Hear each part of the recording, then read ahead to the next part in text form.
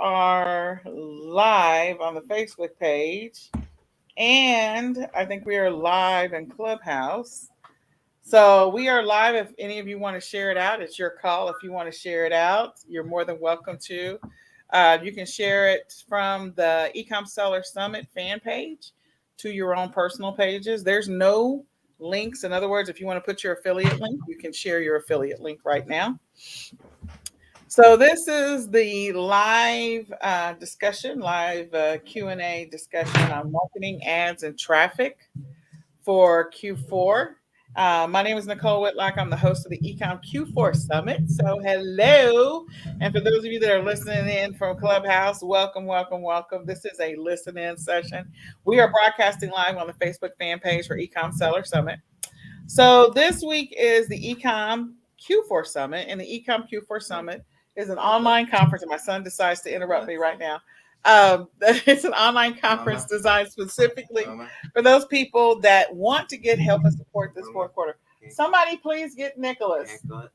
And that means fourth quarter. We're all going to rock fourth quarter, learning about POD and marketing and bundles and selling on all sorts of platforms. Back to you, Nicole. There you go. That's how we work it out. So anyway, this is Olympics tag team, right? It is tag team. I mean, I never know when Nicholas is going to jump in. But anyway, so for those who don't know, I have an autistic son, and so our guidelines, our rules, our boundaries do not matter to him. So it is what it is.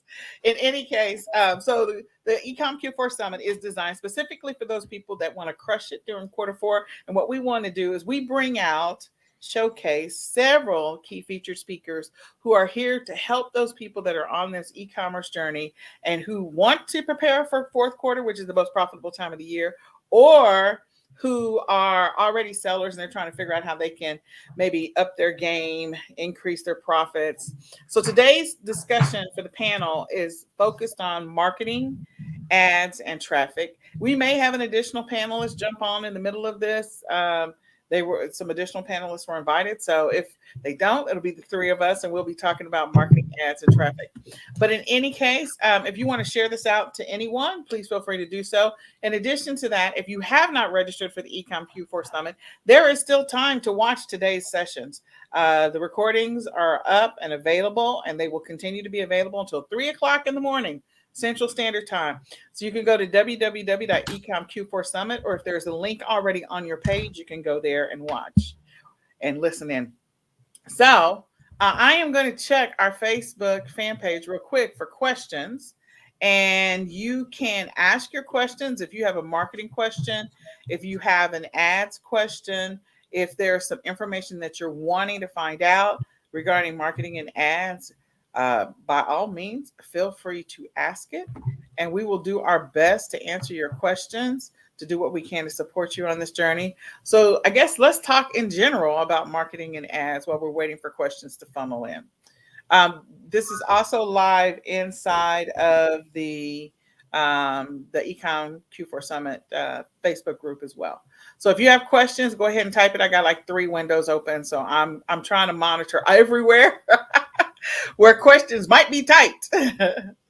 So can you name either one of the two of you, 2 or 3 strategies that people need to be thinking about this fourth quarter to help them on this journey to, being extremely profitable this fourth quarter? What is one of the marketing strategies they could be using, or an ad strategy? I know Amy talked about PPC, that PPC recording is still up right now, or traffic to drive more traffic to your listings.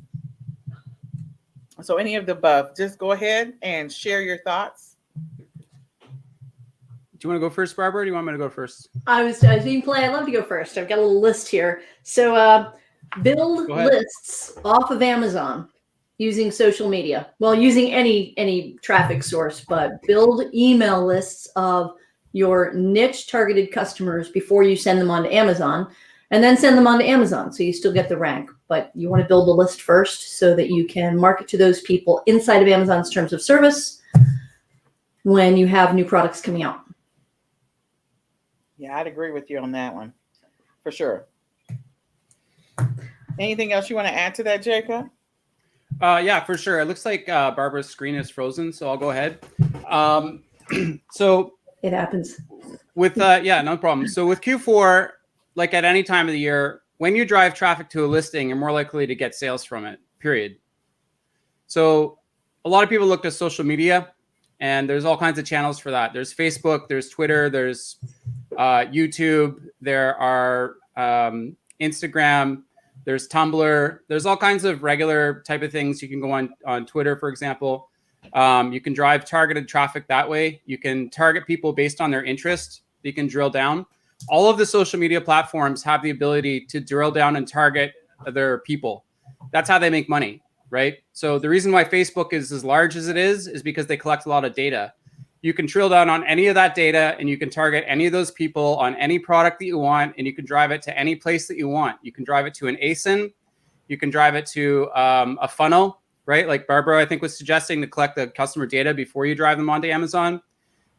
You can drive them directly to listings. The listings could be on any marketplace. It could be on Amazon. It could be on Shopify. It could be on Etsy. It could be on eBay. It could be on Mercado. It could be on Poshmark. It could be on any of the marketplaces that do print on demand, right? There's tons of them. There's Redbubble, TeePublic, Sunfrog, Teechip, Zazzle, Society6, tons of them. So like, this isn't going to be a discussion about where can you drive traffic. You can drive traffic from anywhere to any marketplace, right? So if you're looking for a specific strategy, I'll go through the one that I shared today. Can I do that? Yeah, go ahead. All right. So earlier today, we were talking about TikTok. As people know, TikTok has the ability to make a viral video relatively quickly because of the way the algorithm is designed. In the example I gave in my talk today, I said, listen, if you can generate a single viral video on TikTok, here's how you can monetize it with print on demand. You can create a link in your TikTok profile. It can be a link tree, which has many links in it. And each of your TikTok videos, you can feature or you can promote whatever item on wherever platform you want. In the example that I gave, if you had one TikTok video that went viral, let's say it hit 2 million views. This is not unreasonable on TikTok. It happens all the time.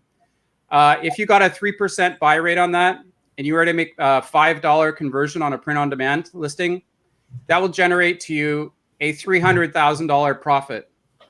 Not revenue, not sales, profit.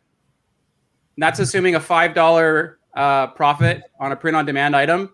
Yep. So let's say you've got a sweater and it's listed for $35. If you can make $5 profit on that sweater, and you can drive 3% of a 2 million view TikTok video, you will literally generate for yourself $300,000.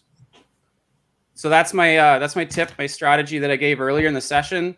Sorry, I didn't mean to cut you off, Barbara. Your computer froze, so I just went ahead and that's my tip. I'll get it back to Nicole. All right. Well, I didn't know if Barbara wanted to add anything else to that, because again, with marketing this time of year, some people will just, work on organic strategies, selling those things that they know are going to move organically and naturally because it's that time of the year.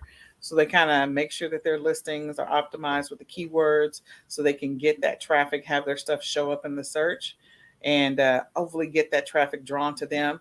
Others specifically go out there and they run ads. They run Facebook ads, Instagram ads, Google ads, YouTube ads, and Amazon PPC.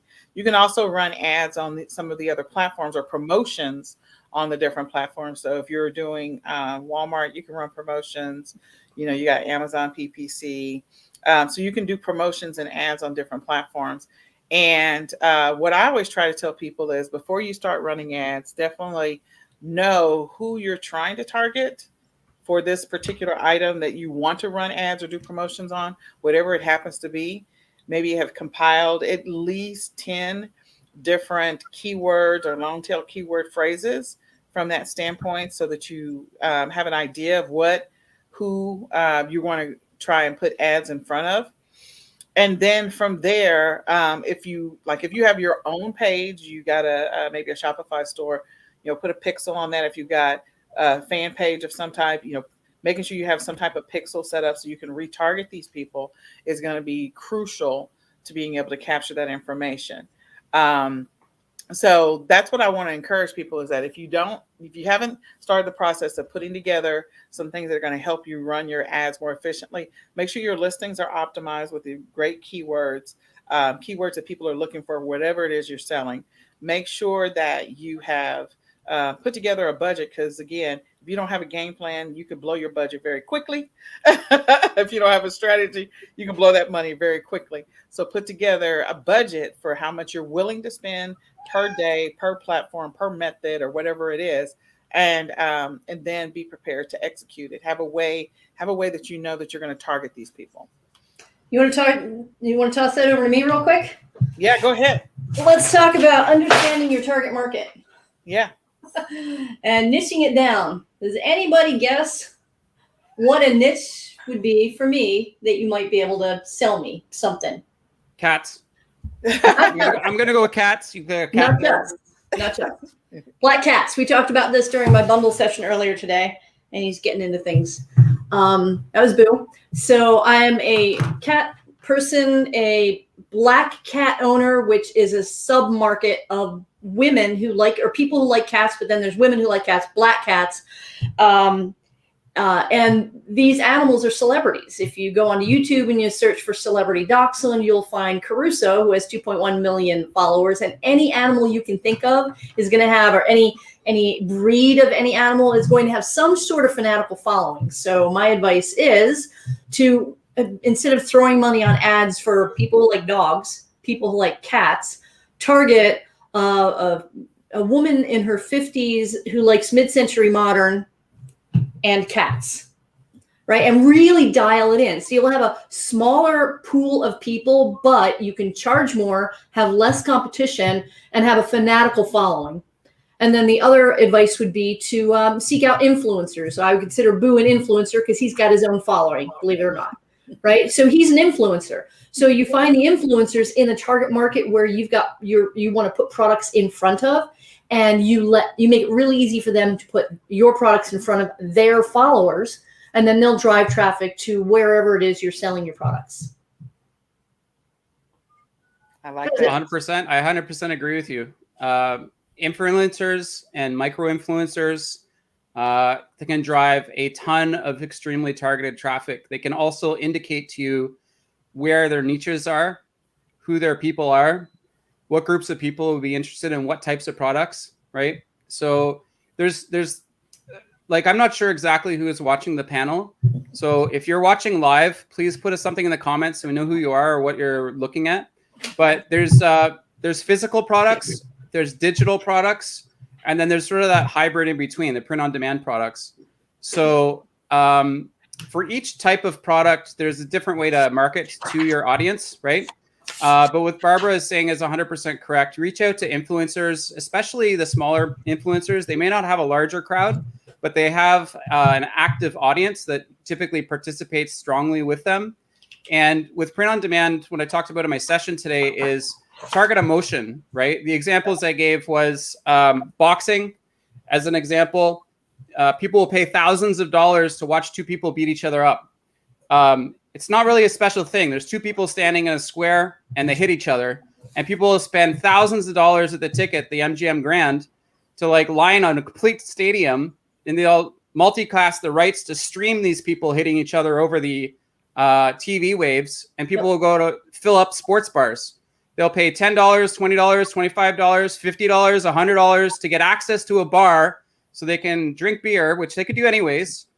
But now they're going to pay $100 to watch people hit each other in a square, broadcast from somewhere else around the world, right? And they'll make like $1 billion in sales. Yeah. That's called tapping into emotion. And I think what Barbara's saying is find people that are emotional, find that people that are passionate about whatever it is they're passionate about. Some people are passionate about coffee. Some people are passionate about tea. Some people are passionate about pomegranate juice. Like find any group of people that's passionate about something that has emotion tied to it, market to them in the way that fires them up, that gets their emotions running, and you're much more likely to convert on the sales that you do direct the traffic to, right? So yeah, go ahead. So I think it would be helpful if everybody did this mindset shift. So a lot of people think, oh, I've got to push my product. I got to push ads in front of people. I got to push I look at it the opposite. I see streams of passionate potential buyers in any number of millions of niches. The streams are already there. It's what to put into that stream. So you're not creating the demand. You're not creating that passion. Make sure that your offer, you can't just put something, whatever, in front of them. The offer has to, like Jacob says, trigger an emotion so that when they see it, when you put it in that stream of existing potential customers, they're like, shut up and take my money. But then the third piece is, so you find a stream of passionate people, you put the right offer in front of them, but now the offer needs to convert. So if you do all this great work up front, identifying a target market, putting a great offer in front of them, and then you put them on a landing page anywhere, whether it's Amazon or Etsy or anywhere, and that what's on the landing page doesn't continue that emotional draw and close them into a sale, then you've wasted all that wonderful work you did on the front end. So it's 3 tiers, 3 pieces to it. It's a 3-legged stool, whatever, 3-legged cat. Hope that helps. Yeah, I think it does. So I want to open it up, and I do want to continue talking about marketing and traffic and what strategies we all might be using this fourth quarter.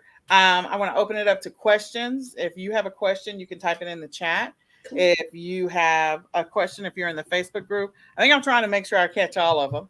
If you're listening from Clubhouse, so this is the Ecom Q4 Summit. The Ecom Q4 Summit is the #1 online e-commerce conference that is designed specifically to help e-commerce sellers have an amazing Q4, crush it this Q4, make a lot of money this Q4. And so it is happening right now. If you didn't register, go register right now for the Ecom Q4 Summit. We're broadcasting live on the Facebook fan page. So you can go to Ecom Seller Summit, which hosts the Q4 Summit, the fan page to check it out and find it. And I am checking all the groups just to make sure I'm not missing a page. I got like 4 phones over here to make sure.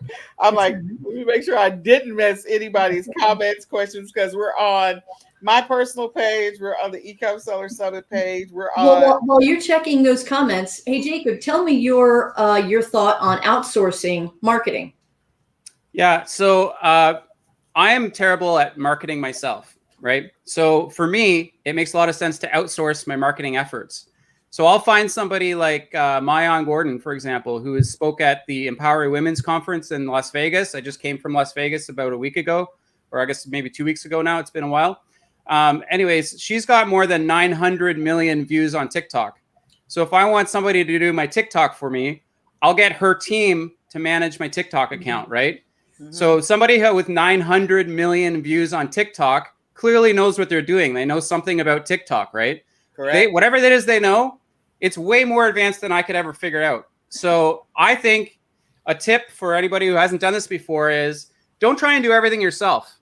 Build a team of people that you can surround yourself with that can do the things that you're not necessarily good at. Or let's say you are good at something, find somebody that's better at what you are good at, better than you, and have them do it anyways. Because even if you can do something, if you can find somebody else and build them into your team, into your structure, and they're capable of doing something much better than you, then the result is you want the person who can do it the best, right? So hire somebody that can do it the best and outsource that work. So to answer your question, Barbara, I think outsourcing to other people who can do something better than you, always a win in my books.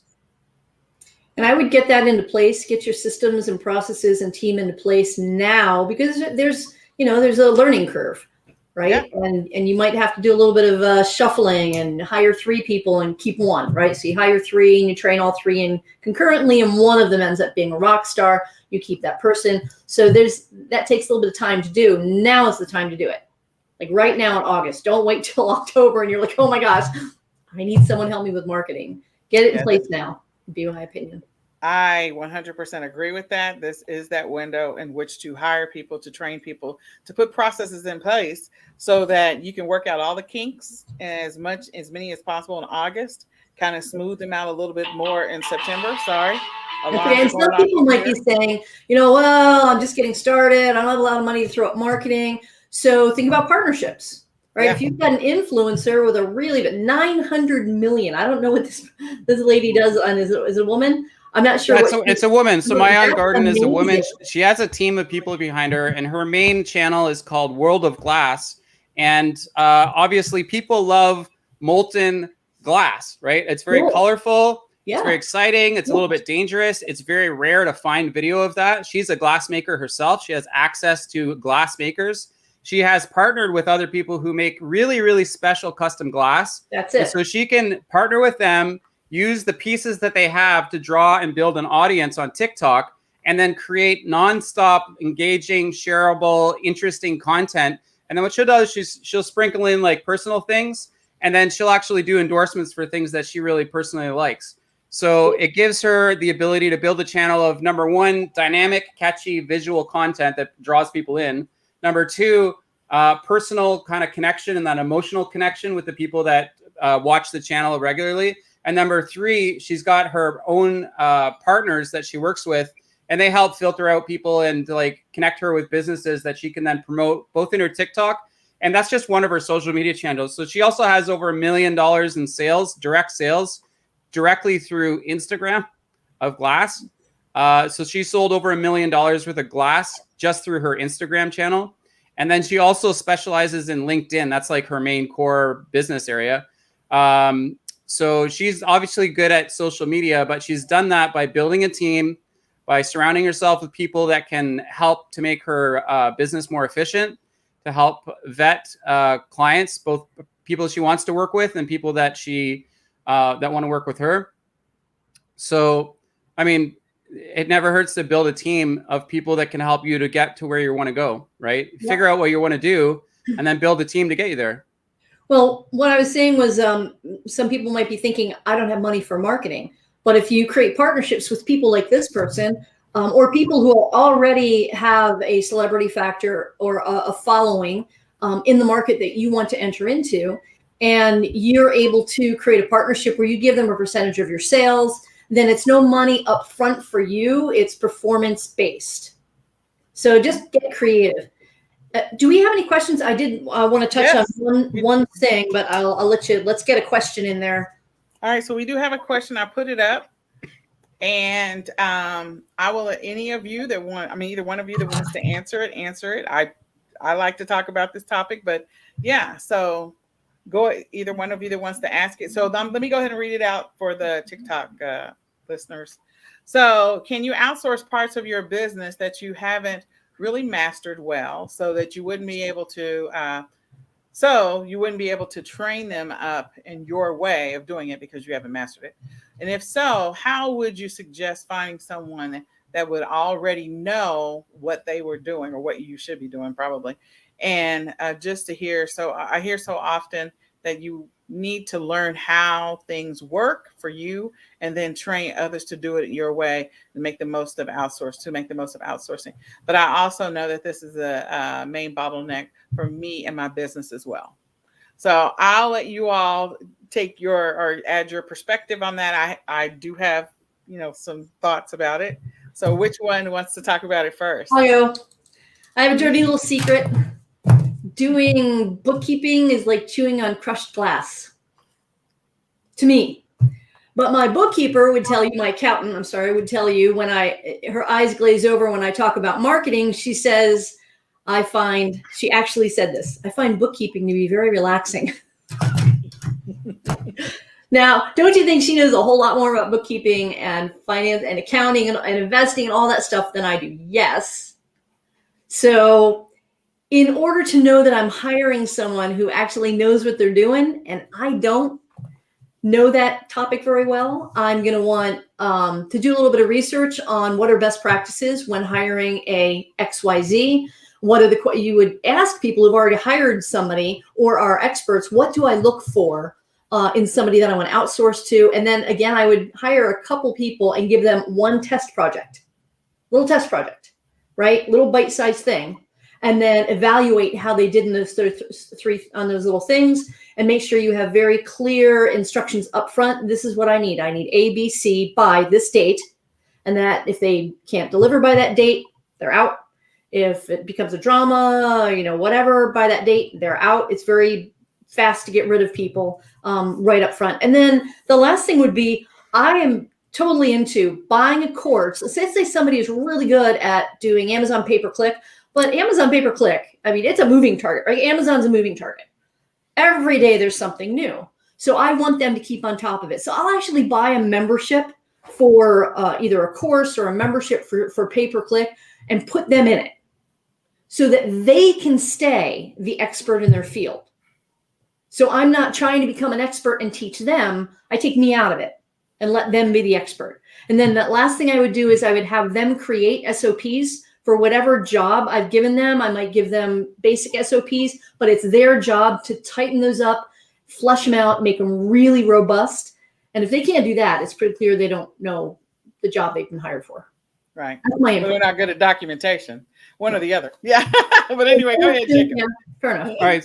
So I've got a slightly different perspective on it. And everybody has, the nice thing about e-commerce is everybody has a different perspective and everybody has a different view about things. And people can be simultaneously correct and having different perspectives and simultaneously wrong at the same time. So never be afraid to seek out new opinions and perspectives. So here's my take on it. I'm going to read the question again because I know on Clubhouse it's audio based and people might have forgotten the question. So here's the question. The question from the Facebook user is, can you outsource parts of your business that you haven't really mastered well, so you won't be able to train them up in your way of doing it? If so, how would you suggest finding someone that would already know what you were doing? I just hear so often that you need to know how to do things, work, and train them up. Others to do, I mean, that's what it says. Others to do it your way to make the most out of outsourcing. But I also know that the main bottleneck for me is my business as well. Okay, so that's the question. When I go to a mechanic, I don't look for somebody who might be able to fix my car and then send them a book on how to fix a car. I go to somebody who says, I fix cars and I'm good at it. And here's the last 2,000 cars that I fixed. And I can go on Facebook and get social proof for that. When I go to an accountant, I don't say, oh, well, they graduated from accounting school. I'm going to hope that they know what they're doing and maybe give them some courses to help educate them just to make sure they stay current. I want to go out and say, like, who's the top accounting firm? Who are some of their clients? Are they the biggest firms? Are the firms that they're our clients doing really well? Right. So when I do, if I'm looking for somebody to run marketing for my business in an area that I have nothing to know about, I want to see a track record. I want to see that their clients are killing it. Right. If they're going to be marketing on TikTok, I want to see their clients are just killing it on TikTok. Right. If they're going to be driving traffic from, I don't know, from YouTube, I want to see that the traffic that they drive for their existing clients is going through the roof and delivering exactly what I'm looking for. If the person that I hire is already doing the thing that I want them to do for other people and it's clear, like success leaves a trail, right? Success leaves tracks. So if I can find somebody that's just littered with success stories and has nonstop client referrals and people raving about how great a service they are, I'd like that person to work for me.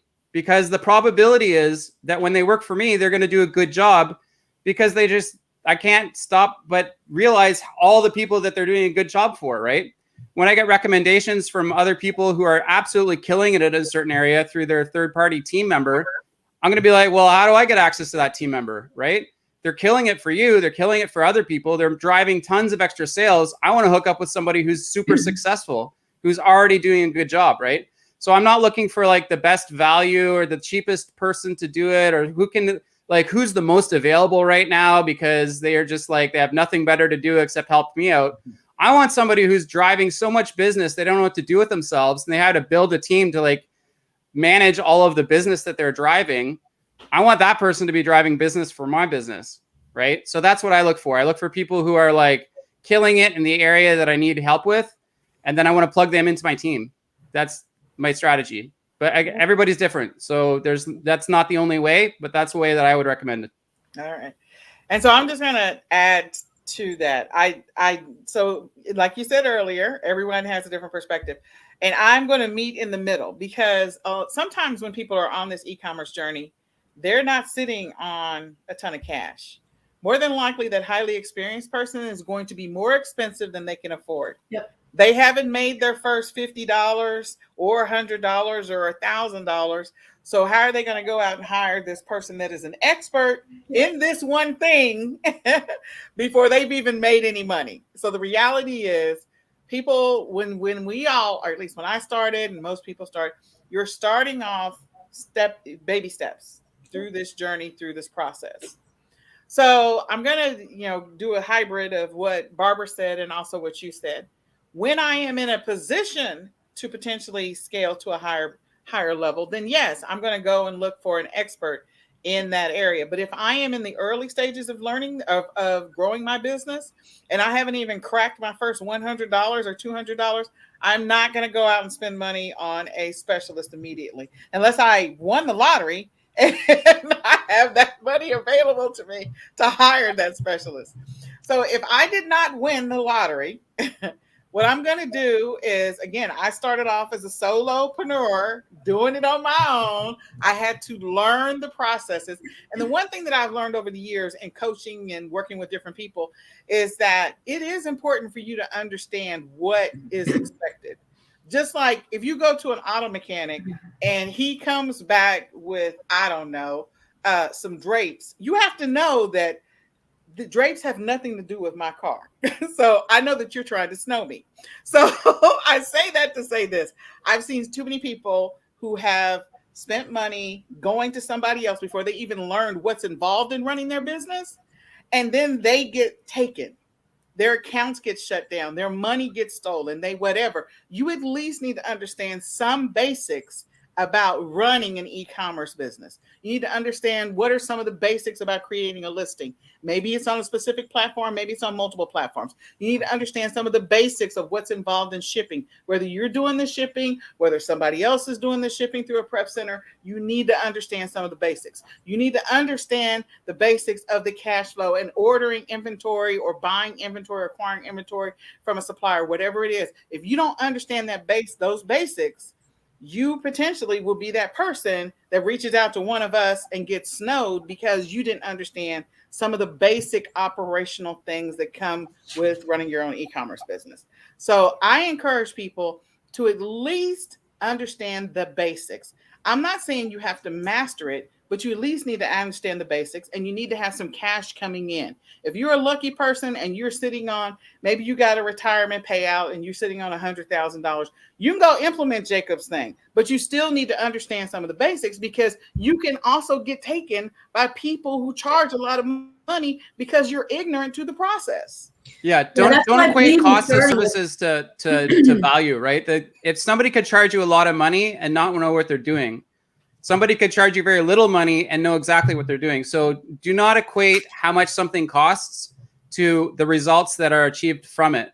Look at the results, right? So if the result is I need 10,000 views on something, get 10,000 views on something. But I understand what you're saying. Not everybody has the budget to go out and hire the top person in whatever area they want. I totally agree with you there, right? Don't overspend. Okay, so I think a lot of people have a get rich quick mentality when they come into e-commerce or any opportunity. I call it a lottery ticket mentality. I'm going to go buy this course or buy this service and I'm going to get rich overnight. And unfortunately, that's the fodder of they end up becoming victims, kind of what you described, Nicole. But if you have a basic SOPs, so knowing the what versus the how. So I might not be very good at designing, a website, a framework, or plugging all that stuff together. But I can take a yellow notepad and I can draw out, this is what I want my website to look like. These are the elements that I want on it in this order. This is the content I want written with these 6 different topics, and please give me 6 more, right? I can draw that out and then hand it to the person who knows what they're doing more than I do. So I'm giving them a desired end result, a visual desired end result. And when you have a basic of, if I know what I need done in my bookkeeping, I know what I need every single month. I need profit and loss statement every month. I need this. And I write that out and I give them the logins and tell them go in here, reconcile this account, and then let them do the how. I just tell them this is what I need at the end of whatever you do, that's your skill set. And then at the end, this is what I need. So I communicate my desired end result, the basic steps of this is what I need, and a vision. And it becomes pretty clear quickly. Like if you take your mechanic, to use that metaphor we've been using, and your brakes are squealing and your car's not stopping very well, you kind of have an idea it's the brakes. Yeah. And if you go there and they say you need a brand new transmission, don't even mention and by the way, the transmission is going to be about $6,000, sign here. But you know your brakes were squealing and you couldn't stop your car when you came in. It becomes obvious really quickly. You can only snow people for so long. Correct. Right? So it becomes obvious pretty quickly that that's not the right team member, I think. Well, I will go to the extreme. If you go in and you know it's the brakes because you understand, like you listen to your car, and they try to sell you doors, like you clearly know something's up. All right, so, you want to know a trick? You ready? I need to sell you doors because that's your sound problem. So always when I hire, I usually know the answer to the questions I'm asking. I give them a chance. I'm sorry, but I'll play dumb and let them try to snow me and see if they do or they don't. Or see if they say, you know what, Barbara, I'm not sure, but let me find out. That's a win. But if they try to, fluff because they've underestimated us and they think we don't know the basics of something, that's a great way to qualify people out of my system. Right. So I agree. When you have the opportunity, if you can hire experts in the area. So I'm going to use like my business. On my journey, I have gone from having 0 VAs to having multiple VAs. And it was a progression. It wasn't an instantaneous journey. Yeah. So when you're working with or starting with a VA, even if it's a VA that's experienced in listing on Amazon, or maybe a VA that's experienced on listing on eBay or Bonanza or whatever, and they tell you and their buyer or whatever that they've done multiple listings, you as the business owner still should review their work. You should audit them from time to time. You should make sure that things look as you expect them to look. I'm not saying that I'm the expert at creating listings. I do fairly well. I do okay. But the point is, you can look at a listing and say, okay, this is crap. Like you got mixed case in here. You've got, this isn't even the picture for the same description. They don't even have like the main keywords in the title. Yeah, so at least, I always do the same thing that Barbara does, which is test out a VA first.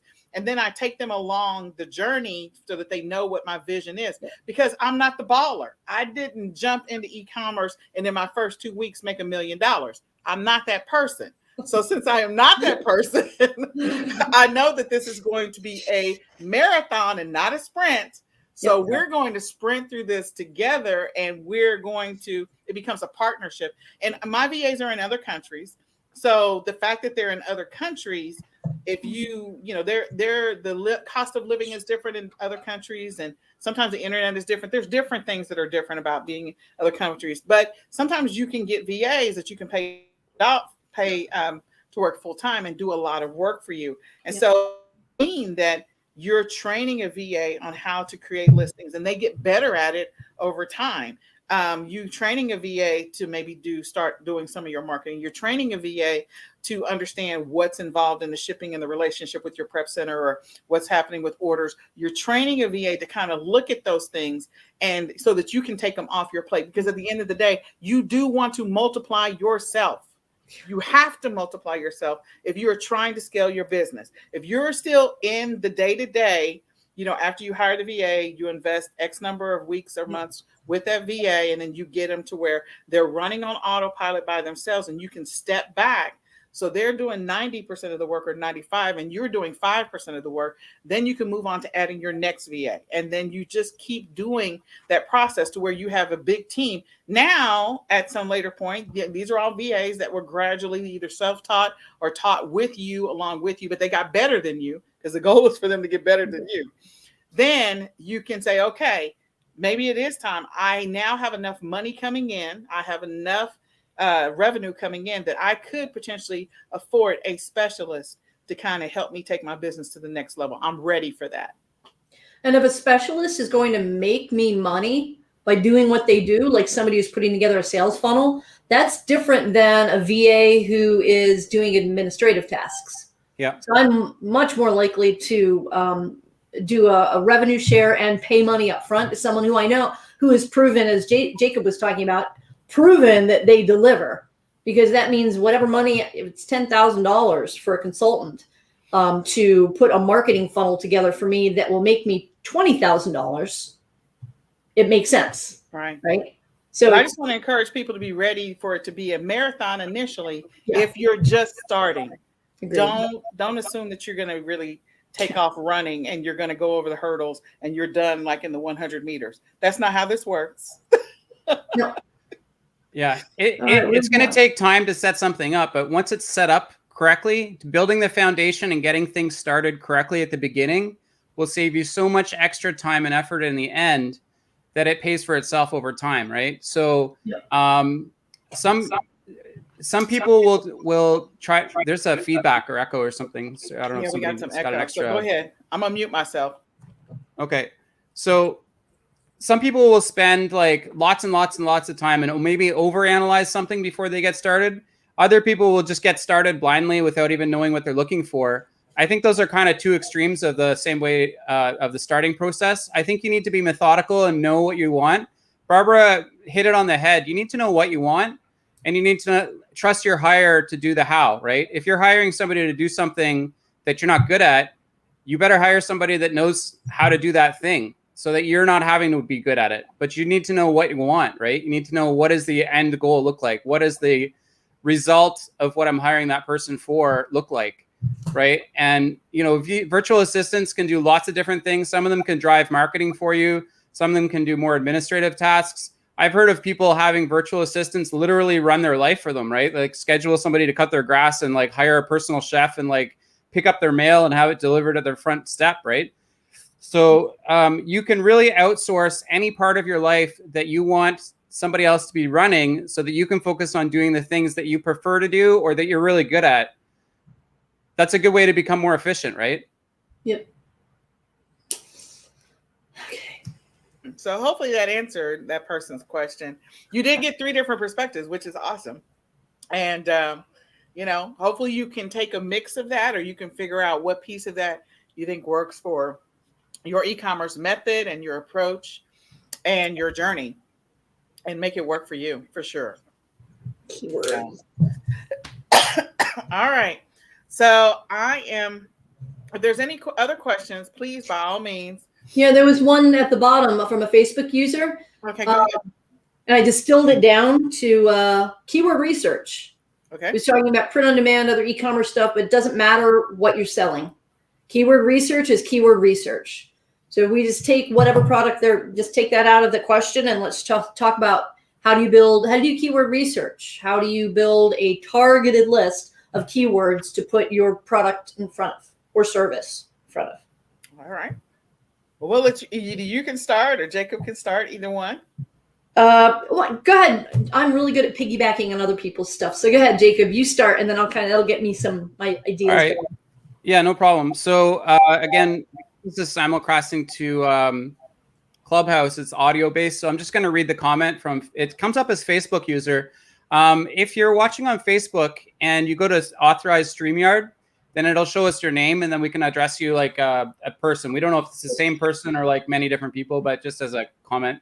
Anyways, so the user says, thank you so much for the ideas. Definitely appreciate the perspectives. I am in the pod and printable line of e-commerce and finding keywords and writing listings that are things that I would love to outsource. I do know the basics, but that's about it. I have a huge bottleneck for me. I'd like to just keep creating. So if you're having trouble, like I'm not sure what the question is about. So is the question about how do you keyword for the designs that you're making, or are you looking at like how to identify what my niche is and decide what to design for? I'm not really 100% sure what the question is, so I'm going to answer it both ways. And hopefully we're getting it correct. I could be wrong on this, but it's kind of just when we're broadcasting live, it's kind of hard to read the question and think about it at the same time. So regarding finding keywords for something, let's say you have a design, and let's say your design is, I don't know, Apple computers. That's a terrible example. Let's say your design is having to do with black cats. All right. So what you might want to do is you want to go and search the internet for black cats, see what comes up exactly. write down what's there. So get a notepad and start writing down everything that you notice about that. You go to a listing. If it's on a marketplace like Redbubble, for example, it literally shows you all the keywords attached to every listing. So if you notice that something's getting a lot of sales because you can see that it's got high volume or it has high engagement or it's coming up first in the listings when you do the search, you can literally copy and paste all of the keywords and drop them into a notepad on your computer, right? Or a Word document or wherever you keep words on your computer. And continue to do that for many listings around the thing that you're thinking of listing. After time, what's going to happen is you're going to build up a giant list of all the keywords that are being used by other people for similar things that you want to make keywords for. Take a look at the lists independent from everything now. And now you've got a big list of words. You'll notice that there's some of them repeat a lot. The ones that repeat a lot are probably things that are very valuable because everybody's repeating them. Everybody's figured that those are good keywords for those listings. Now, either they're all wrong, or some of them are right and some of them are wrong, or they're the right keywords. But the fact that they're being repeated across multiple listings that you've already identified as coming up well in search is a good indicator that when you use those keywords specifically for the thing you're looking for, in this case, black cat, maybe blue collar, black cat, maybe blue collar comes up in like 50% of listings. It's a surprise to you. It doesn't matter what your perspective of thinking what might come up as a good keyword. What matters are the keywords that work. So if you do a search for black cat and you find that 50% of them have the word blue collar in them, for the ones that are being shown to you by either the search engine or by the platform or by like Redbubble or Zazzle or Sunfrog or wherever, you might just have to admit, hey, for whatever reason, I don't even know why it is, but blue collar drives sales to black cat imagery, right? And so if you're doing print on demand, you're doing black cats, you might want to incorporate blue collar into it. Maybe even put a blue collar on your black cat, right? You can make a design. If you're doing print on demand, you're creating the designs probably, or you're paying a designer to make those designs. Pay that person to incorporate the elements of the keywords into your print on demand design. And then not only are the keywords present for the algorithms, but visually people can see those items in your design, right? And so design for the keywords in that way. Like that's the order I would go about doing it. If I've misread the question, so if the question is you're not really sure like which niches to target, and so you're not sure which like things, like where do you even start making a design? I talk about that in my book about how to create niche lists. Find out one thing about one person that likes the thing that you want to target. And it really doesn't matter. If there's a passionate group of people, that can be a niche of people. You only need one buyer to buy the item. But if you have 10,000 people that are really, really interested in like soup that contains pomegranate seeds, for example, it's like highly specific, right? Then you can target all 10,000 people in a very, very specific thing by then making designs about soup with pomegranates, right? You can have like a pomegranate next to a bowl of soup. You can have the pomegranate seeds in the soup. You can have like how to cut pomegranates for soup, right? You can have, like how do you extract the seeds for soup the best? You can have all these kinds of concepts. You need to create a broad-based brainstorm of what you're looking for. And then from the broad-based brainstorm, narrow it down to exactly the design that you're trying to create. So if that's your question, like how do I create for those designs? That's the way I would do it. I would brainstorm large. I would make many designs. I would put them up, and then I would track the results. We'd see like which one of those designs gets the most traffic. On a lot of the platforms, something like Redbubble or Zazzle or other platforms, they allow you to actually track your pixels directly in the platform, right? So if you're driving traffic from Facebook, you can put the Facebook pixel right into your Redbubble profile. You can connect Google Analytics to it, and you can actually start to get some metrics around who's going to your listings, right? So you can see, is it more men? Is it more women? Is it older people, younger people? What are the age demographics? What part of the country are they coming from? Is this like regionalized traffic or is it general traffic? Are you targeting a specific region like a country? Or are you specifically targeting a state, for example, if you're in the US? You can look at the data that's attached to whatever listings you have on whatever marketplace you're on to give you some insights into the demographic information about your niche. From then, you can literally type that into Google and see what kind of things come up that they're interested in. Once you have an idea of what they're interested in, bam, you've uncovered a niche. You know what they're interested in. You know about them. You know their demographic information. You can track that on the marketplaces, and then you can build. I forget the word. What's the word? You can build it so that it gets better with time. So every time you make a listing, you evaluate the listing and say, is it better or worse than the last listing? If it's better, you can reiteratively build your listings. Yeah, so, split test it. You can split test it. Absolutely. And you can use PickFu for that. PickFu is absolutely insane at split testing. You can split test like A, B, C, D, E, F, G all simultaneously, and then run a PickFu campaign, and they'll literally send that out to thousands of trained PickFu evaluators, and they'll literally give you feedback on your tests, right? So you can split test something before you even launch it, right? If you're making a picture with like somebody who puts pomegranate seeds in soup, you can make 10 designs, submit all 10 of them to PickFu, run it past 5,000 evaluations, and they will very clearly identify which one they think would sell the best. And then you can list that versus maybe the second best, and then hold off on the other 8 and see how they evaluate, right? Cool. PickFu is a great service that's available to everybody. It's publicly available, and it allows you to split A/B test, but it's not just A or B. You could split test 10 different things. You can even split test your competitors' designs. So you can go with print on demand, take the top seller from something like Merchant Formal that'll literally tell you what the top selling design is for a certain area. And then you can take those top selling designs, put together a PickFu campaign, determine what are the things that people like the most or worst about those things, split test those, build a new design based on the feedback, and then compete directly against those top selling designs. But now you've got the feedback of maybe like 5,000 people evaluating your design, right? Before it's even listed. Okay, so I'm just going to say that's pure gold. I don't know if you guys are listening at all, but if you are on the Facebook marketplace, like Facebook fan page, and you're watching this, rewind that, because that was 5 to 8 minutes of pure gold, and you can use that over and over and over and over again this Q4 in your business. I'm telling you that it's pure gold. And that you need to implement it. But anyway, thank you, Jacob. Yeah, anyway, okay, Barbara, you said you wanted me to go first. I went. It's your turn. Awesome. I've got a couple of resources for you guys on top of PickFu, which is like PickFu, which is crazy. Answerthepublic.com. Answerthepublic.com. Love it. It shows you what people are typing in. When you type in a couple of keywords, it's going to show you all the different iterations of who, what, where, why, when, how, of what of that market, so you can understand the bigger picture of whatever it is you're trying to get into a flow of customers. Google Trends, of course. When you mentioned a blue collar and a black hat, and maybe you should put a blue collar on the black hat, all I thought was the blue line police flag, right? So that could be trending right now. And that's why those two things would go together, and that opens up more markets to a black hat with maybe a blue line on it, right?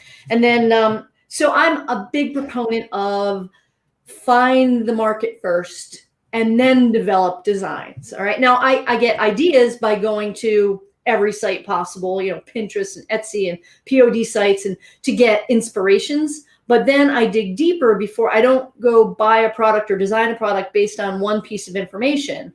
I dig deep to understand the who behind whatever's selling. So I ask myself this: who is buying this and why? But I also ask to find vertical markets. Who else? Where else? And I'm going to show you, I left for a moment because I wanted to get a sample to show you something that we talked about during my bundle presentation earlier today, Nicole.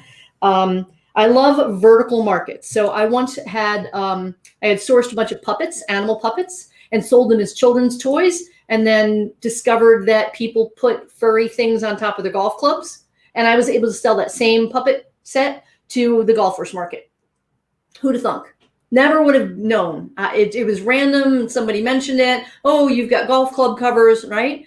So keep an open mind when you're looking at vertical markets, some other place you can sell your products, designs, services that might be completely unrelated to what you originally thought you were going to sell into. So I have acquired 23,000 cute doggy ponchos. right? Really cute doggy ponchos. 23,000 of these guys showed up at my warehouse last week. That's a very good dog poncho. Really cute, really cute. So who am I going to sell them to? Dog owners. I tried cat owners. I wasn't able to get a model that would stand still for me. But then I was telling Nicole about 2 a.m. I'm like, oh my God, I've got 23,000 dog ponchos. What am I going to do? Who else would buy these? And I have a taxidermy chicken here, and I dress her up in these dog ponchos, and that post went viral. The chicken post. Did you guys know that there are people who love pet chickens, right? So What do I do with that? All right, let me dig in and understand, what is this chicken market and what else do they want? So I started creating these t-shirts.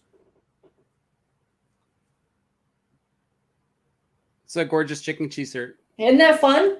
Yeah. Let's be honest, I was crazy before the chickens. So now that I have identified the target market, and you notice how I didn't put it straight on. I put it a little bit crazy. That was on purpose, right? And what I noticed in looking at all the comments on these 2 posts I did was these people are fanatical. They're about these chickens. They love their chickens, and they're a little bit out there. They're fun. They're groovy. They're cool. So fun, groovy, cool. Now we've got tie-dye, right? So I start putting these pieces of information together to identify a profile of who would have pet chickens. And there are multiple profiles, right?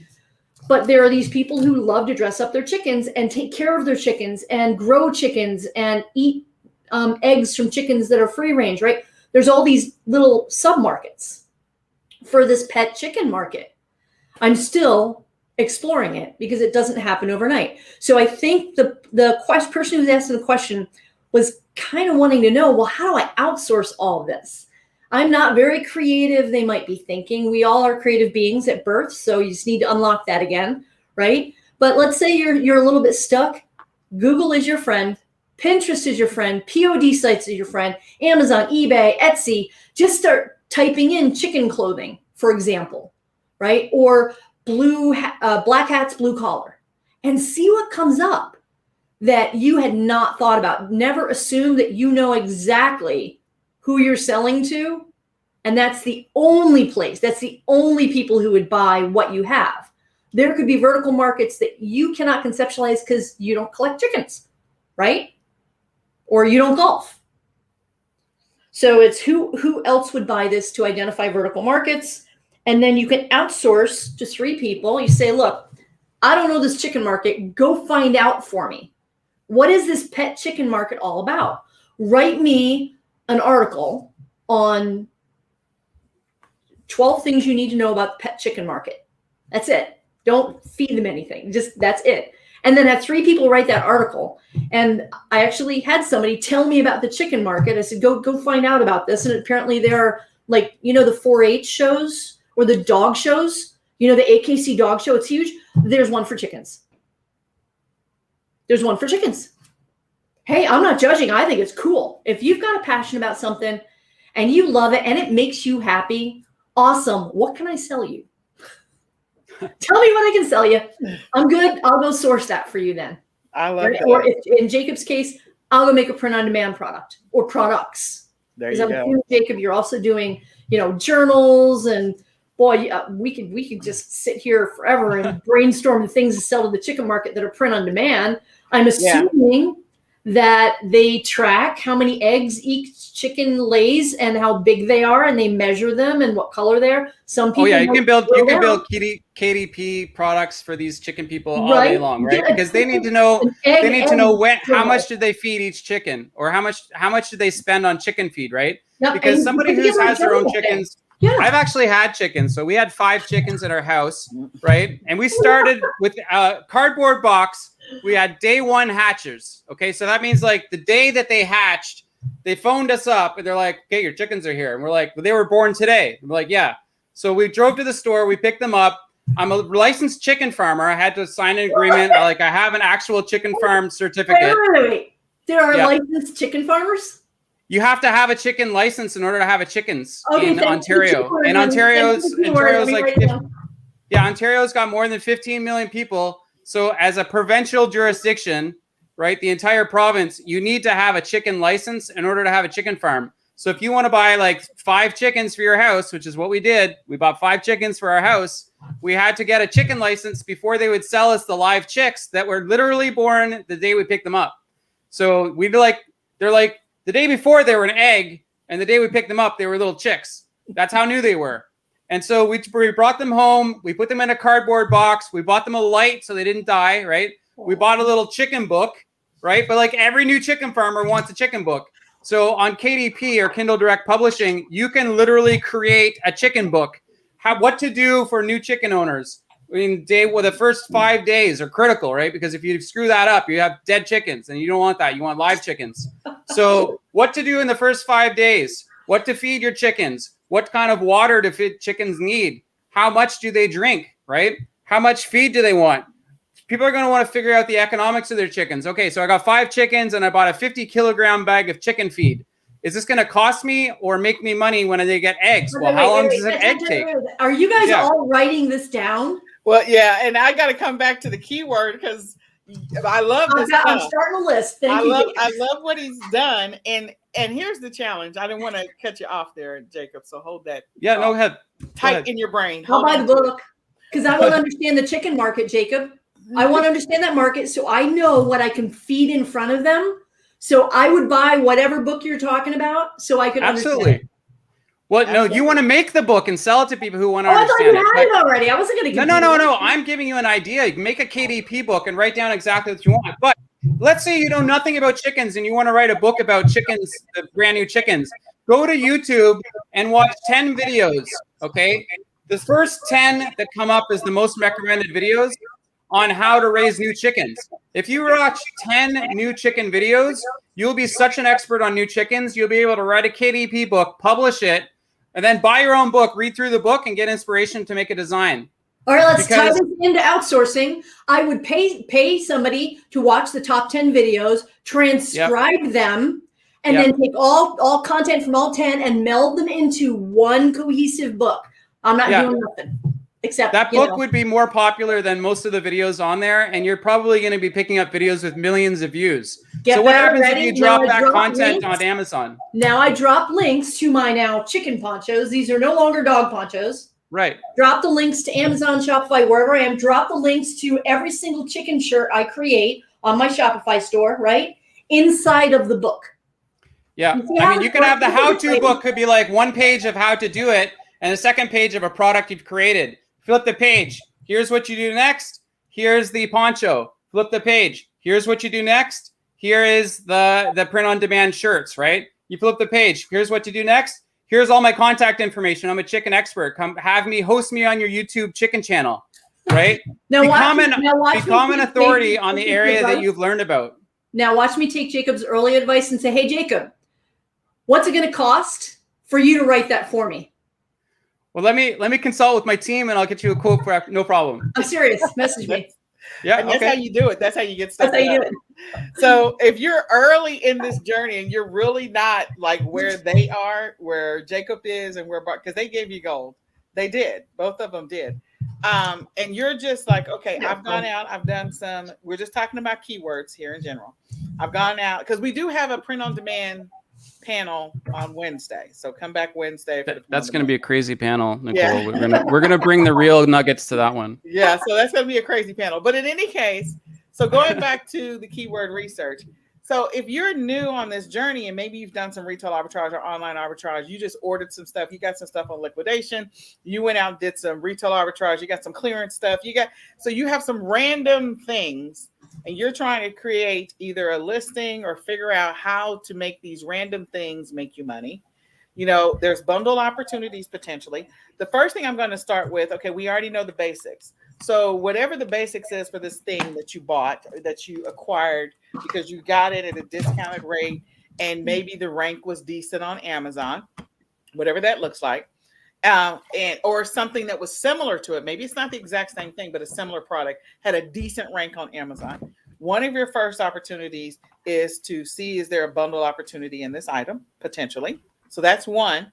And the second thing is looking at all the ways that this item could be used And that's one of the things that Barbara was talking about. Like, okay, we think about, these little puppets this way, but oh my God, they could be the covers for people's golf. I call them golf sticks. Anyway, so repurposing something is a good way to move product. That is a good way to move product. Absolutely. Because there's going to be a lot of inventory out there that's in liquidation. We had a boatload of stores closed last year. So there's a lot of liquidation inventory out here in the universe. Yep. There is. So there's an opportunity for you to do bundles with some of that liquidation inventory. There's an opportunity for you to repurpose that inventory. So what I want you to do is when you have that thing, whatever it is, and if there's something similar, get inspiration for first go look at the similar listings on other platforms. Yep. Look at similar 2 or 3, maybe 5 listings on Amazon, eBay, Etsy. Just go look for it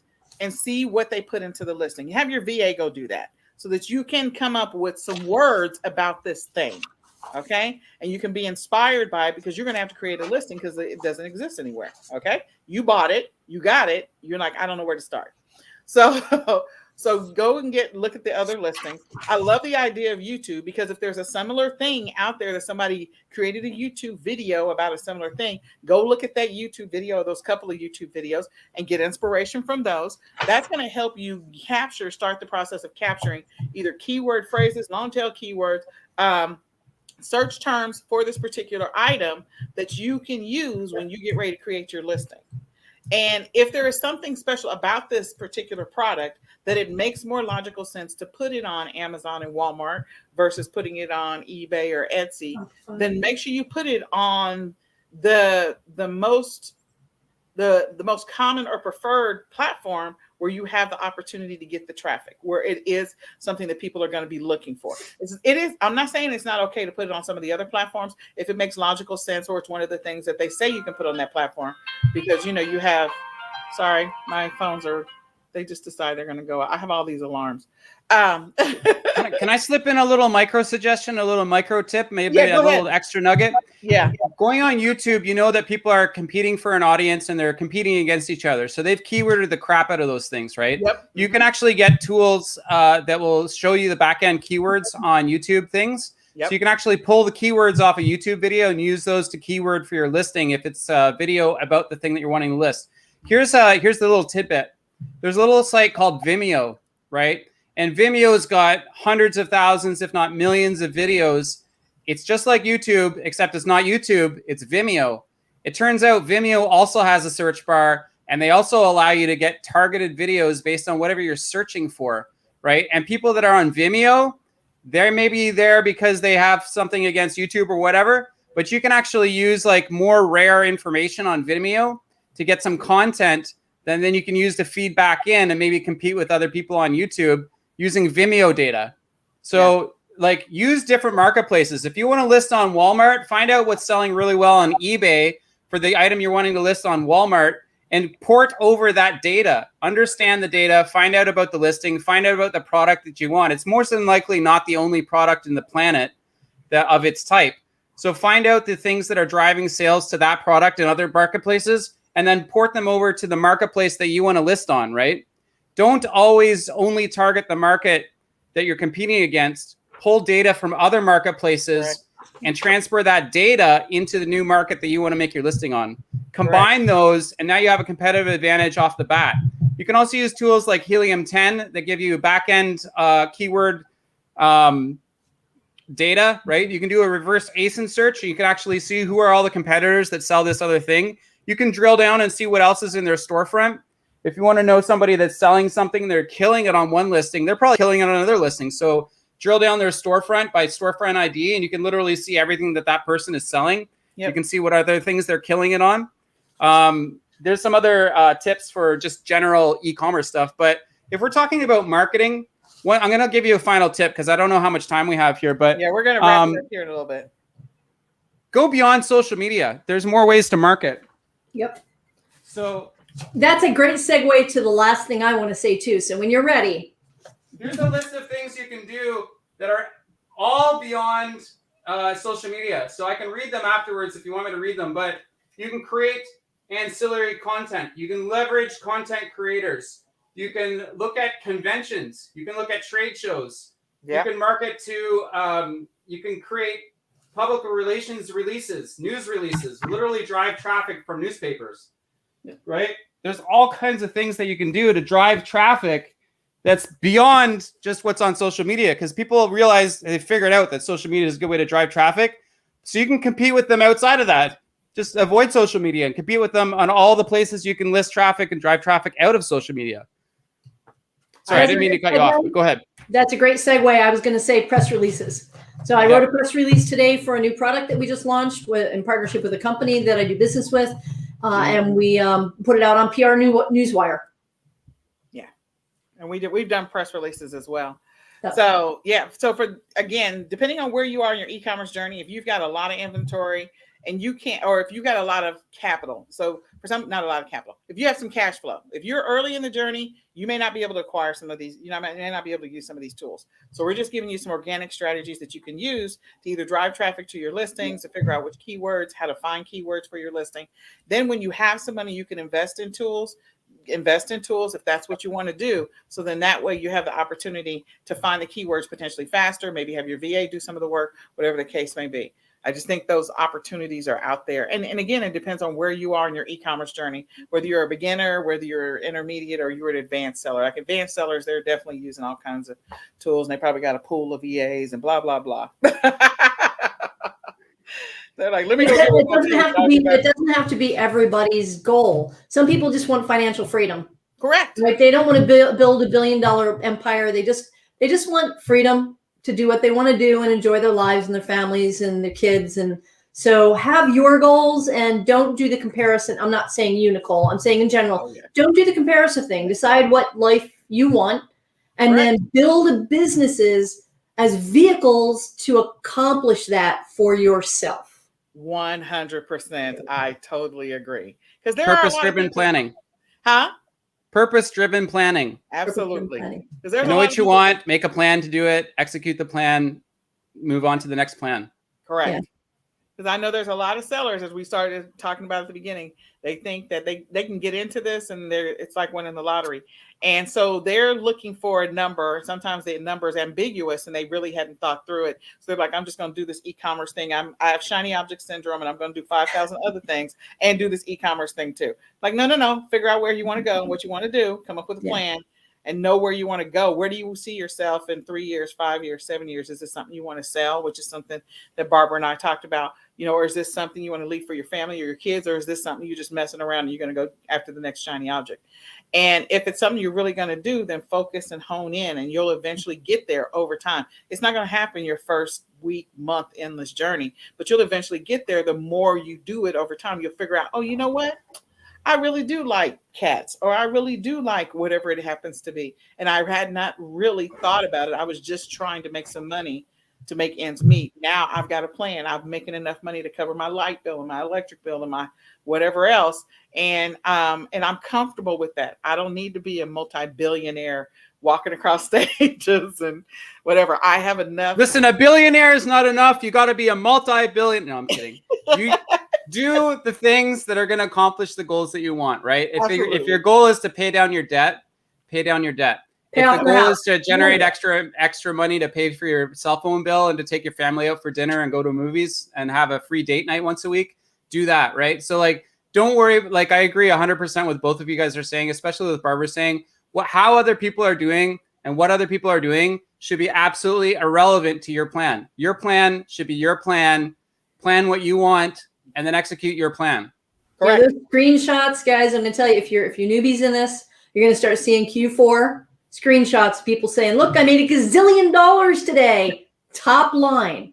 All right. You don't know what their bottom line is. You don't know what their net is. You don't know what their returns are, if they got their account shut down, or even if it's a real screenshot, right? Ignore it, please. Unless you're seeing it as inspiration to, okay, I'm going to push harder. I have some ideas, but don't use it as an excuse to stop because you don't think you'll ever get to wherever they say they are. It doesn't matter what they're doing. It matters what you're doing. Yep. And on that note, I will let, I guess, Jacob, if there's one final tip regarding ads, traffic, or marketing, and share that. Barbara, if you have one, share that, and then we'll close it out. Okay, so I hate to drive marketing to my listings. That's my personal preference. So my tip is, if you're going to create a listing that generates organic SEO, that's search engine optimization, whether the engine is Amazon itself, where people are finding it on Amazon, or whether it's Google, or whether it's DuckDuckGo or MSN or Yahoo or whatever. Create listings that attract the traffic that you want for the buyers that will buy your listing. That's my tip. It's free, doesn't cost anything. It applies universally across any marketplace, on any platform, and you can use it on social media. So create listings in a way that they are easily found. That should be your primary goal for creating an organic SEO-driven listing.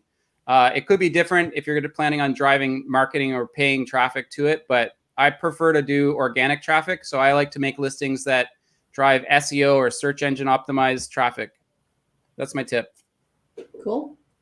All right. My final is go where your customer is. It may or may not be Amazon. This whole chicken world that's new to me, I know there are huge Facebook groups, tens of thousands of people in Facebook groups for people who love chickens.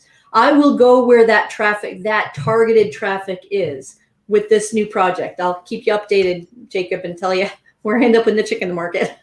Yeah, I'm totally available, guys. My contact information is probably linked below this or above it. It's certainly, if you're part of the e-commerce Q4 Summit, you can get all my personal contact information, and where to find me is on my profile, because I'm one of the 22 speakers, just like Barbara, right? And just like Nicole is even a speaker at her own summit.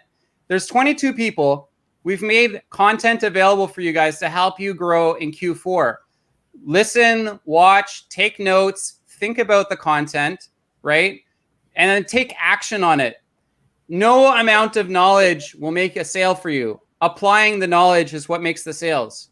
You can sit and take notes and record stuff and watch 1,000 hours of videos. But if you don't make an action, if you don't take a listing, if you don't make a listing, if you don't have a product, if you don't list something, you're very unlikely to make a sale just by watching the videos. You have to take action. So take good notes, think about what people are saying, and then actually take action. Like, even if it's a small thing or one thing, pick one thing and take action on that, because that is what's going to drive business, is the actions.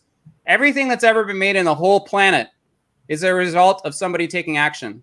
The computer you're on, the cell phone in your hand, in your lap, the audio coming out of the speakers from your Amazon speaker system that you're listening to Clubhouse on, every single thing that you can see in your house, outside of your house, if it's man-made, it's the result of somebody taking action. And you can take action in your own business. So do that. Yeah, absolutely. So we are going to close it out. So this is the Ecom Q4 Summit. If you haven't registered, please register. Go and register. You still have the opportunity to watch videos until 3:00 in the morning. So come, keep watching. You still got time. Take good notes. Take away one thing that you learned, and put that on your notes from each one of these days. There's 4 days of sessions. Take away one thing that you learned that you plan on implementing in your business. You can make notes on all the other stuff too, but just one thing, so that way you can move your business forward in Q4 and have an amazing Q4. And don't be overwhelmed, because there's a lot of different information. There's so many different ways to do e-commerce. So here are my notes from today's conversation, because I'm going to take action based on what I heard from Barbara and Nicole, because they gave some nuggets, guys. And you can see Barbara's doing the same thing. She's taking some notes. She's going to take action on those notes. That's how you get business done. You take action. That's how you get it done. So on Clubhouse, if you haven't registered for the Ecom Q4 Summit, please do so. Come back tomorrow at 7:00, where we have another panel. I think tomorrow is retail arbitrage and online arbitrage. And we're going to be talking about all the fun things that are retail and online arbitrage. Should be an interesting conversation. And register for the Ecom Q4 Summit. That's all we got. We'll say goodbye for now. I'm going to do the broadcast for the 9:00 winners in about 30 minutes. Thank you, Nicole. Thank you. Bye. Thank you, Nicole. And good to see you again, Barbara. Likewise. Ciao. Okay. Bye. See you guys.